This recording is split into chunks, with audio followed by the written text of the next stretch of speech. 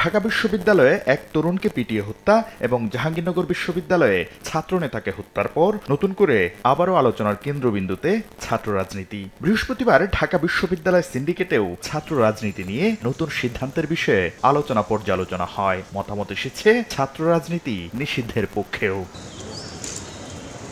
এ অবস্থায় ছাত্র রাজনীতি নিয়ে কি ভাবছেন সাধারণ শিক্ষার্থীরা?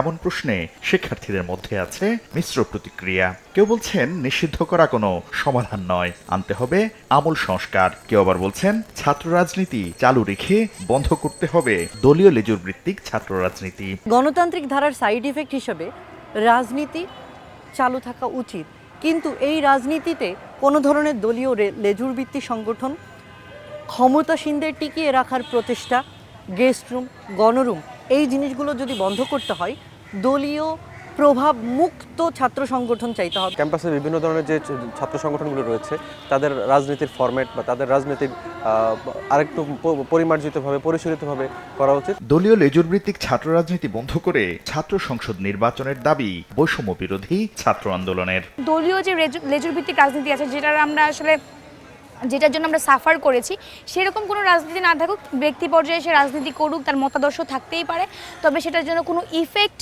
কোনো প্রভাব যেন আমাদের ডিপার্টমেন্ট, আমাদের ক্যাম্পাসে না পড়ে, কখনো যেন সে প্রভাবশালী হয়ে কোনো স্টুডেন্টকে সেভাবে আঘাত করতে না পারে।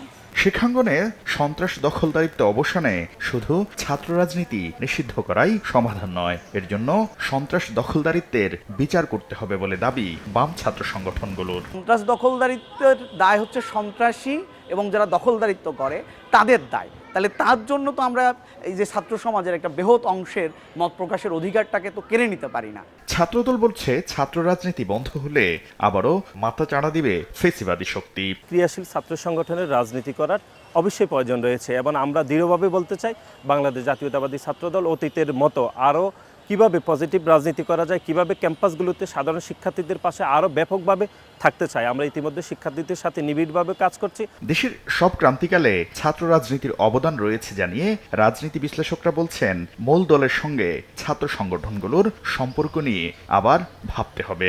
সময় আসছে সেটা ভাবনা, যে ছাত্র সংগঠন যারা করবে বা ছাত্র রাজনীতি করবে তারা মাদার, তাদের যে পলিটিক্যাল অর্গানাইজেশন, তাদের সাথে তাদের সম্পর্কটা কিভাবে তারা নিয়ন্ত্রণ করবে সেগুলো এদেরকে এখন ভাবতে হবে। ছাত্র রাজনীতি বন্ধ হলে অগণতান্ত্রিক শক্তির উত্থানের বিষয়ে সজাগ থাকার আহ্বান সবার। শাকির আহমেদ, সময় সংবাদ, ঢাকা।